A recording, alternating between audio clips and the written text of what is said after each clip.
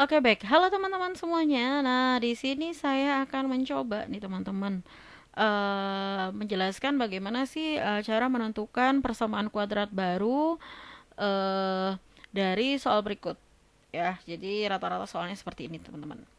Nah, kita harus ingat kembali bahwa apa sih rumus dari menentukan persamaan kuadrat baru. Jadi rumusnya ini teman-teman, x kuadrat gitu ya dikurang dengan x1 ditambah x2 dikali x ditambah dengan x1 dikali x2 sama dengan 0.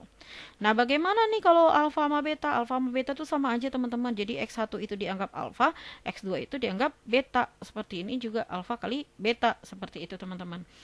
Nah, berarti langkah selanjutnya apa nih setelah kita mengetahui, oh ini nih susunannya nanti gitu kan. Nah, langkah pertama yang harus kita lakukan adalah menentukan apa namanya alfa tambah beta ya, jumlah dari dan hasil kalinya dari persamaan kuadrat yang lama gitu. Nah, caranya kita lihat dulu nih, berarti kita perlu A-nya berapa? A-nya 3, B-nya adalah 1, dan C-nya adalah 2. Nah, kalau alfa tambah beta kan min B per A ya kan, teman-teman. Berarti sama dengan min 1 per 2. 1/3, sorry, 1/3. Nah, kemudian untuk alfa dikali betanya berapa nih? Nah, alfa dikali betanya itu adalah C per A. Nah, kalau C per A itu berapa? C-nya 2, A-nya 3. Nah, ini kita dapetin dari yang lama. Nah, setelah kita dapat dari yang lama, berarti kita menuju ke yang baru. Nah, X1 di sini ditambah X2 yang dimaksud yang mana? Bukan alfa tambah beta ini ataupun alfa kali beta ini.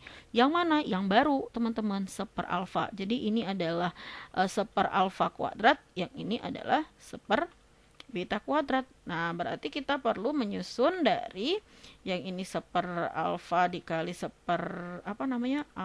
Beta ya, sorry. Beta kuadrat. Nah, yang ini seper alfa ditambah seper beta kuadrat. Berarti ini yang harus kita cari nih, teman-teman. Nah, berarti kita cari di nanti hasil dari alfa betanya itu kita ambil dari yang lama. Nah, berarti yang pertama yang kita susun adalah seper alfa kuadrat tambah seper beta kuadrat nih teman-teman. Nah, ini tadi kan sudah pada pembahasan sebelumnya ya kan untuk mencari ini. Nah, sekarang berarti kita harus samakan penyebutnya. Berarti penyebutnya adalah alfa kuadrat dikali dengan beta kuadrat. Nah, untuk yang atasnya gimana nih?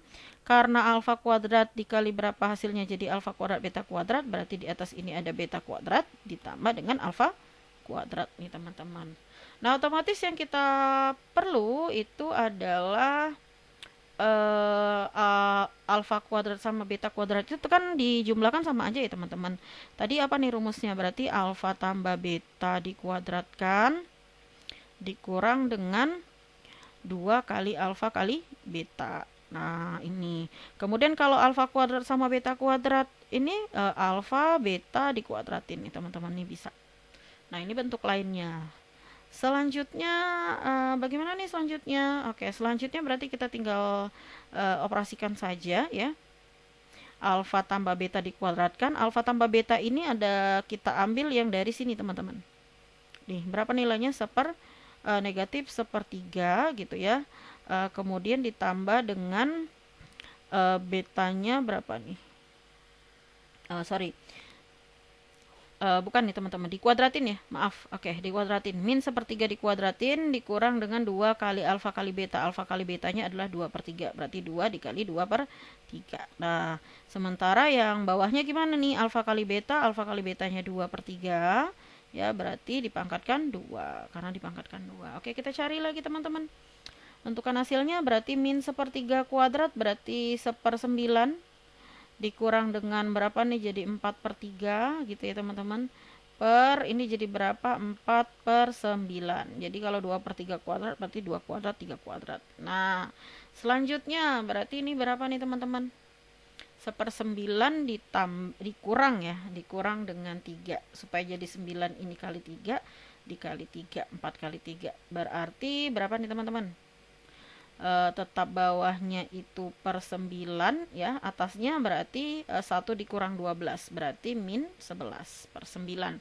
Kemudian bawahnya berapa? 4/9. Nah, kalau seperti ini kan bisa kita buat menjadi min 11/9 dikali dengan 3/4 dibalik ya. Nah, jadi bisa kita coret di sini hasilnya min 11/4. Itu baru bagian dari yang pertama nih teman-teman. Nah, bagian yang keduanya gimana nih? Oke, bagian yang keduanya X-nya. Kalau kita tadi sudah mendapatkan teman-teman ya, mendapatkan bahwa X1 sorry tadi kita mendapatkan bahwa seper gitu ya, alfa kuadrat ditambah seper beta kuadratnya tadi sama dengan min 11/4 gitu ya. Maka yang harus kita cari berikutnya adalah seper alfa kuadrat dikali seper beta kuadrat. Nah, maka kalau kali-kali kayak gini gampang nih teman-teman. 1 kali 1 ya 1 per alfa kuadrat kali beta kuadrat. Nah, sama tadi saya bilang seper gitu kan. Ini bisa dikuadratin kayak gini gitu kan, bisa dikeluarin. Nah, berarti berapa nih alfa beta kuadrat tadi, teman-teman? Nah, kita lihat alfa alfa kali beta kuadrat. Jadi alfa kali betanya 2/3 ya. Jadi seper 2/3 dikuadratin. Berarti hasilnya berapa nih? 1 per dikuadratin berarti 4/9. Kalau 1 per 1 4/9 tinggal dibalik aja menjadi 9/4. Nah, maka bisa selanjutnya karena kita sudah mempunyai seper alfa tambah beta, seper alfa kuadrat plus seper beta kuadrat dan juga perkaliannya, maka ya udah kita susun. Tadi kan rumus menyusunkan X kuadrat dikurang yang jumlah dulu berarti min 11/4 dikalikan dengan X ditambah dengan ujungnya yang dikali 9/4 sama dengan 0. Hasilnya apa nih? Kita sederhanakan X kuadrat plus ya teman-teman. Plus apa nih? Plus 11/4X ya ditambah dengan 9/4 sama dengan 0. Atau bentuk lainnya, karena berhubung ini ada, ini ada perempatnya, boleh semuanya, semuanya ini dikalikan dengan 4. Ini maaf ya kecoret, maaf. Oke, jadi apa nih hasilnya? Berarti 4 kali X kuadrat berarti 4X kuadrat gitu. 11/4X kali 4 berarti plus plus 11 ya. 11X karena 4-nya hilang plus 9 sama dengan 0. Maka ini hasil dari persamaan kuadrat barunya gitu. Agak sedikit ribet teman-teman, tapi diulang-ulang saja, mudah-mudahan bisa teman-teman selesaikan.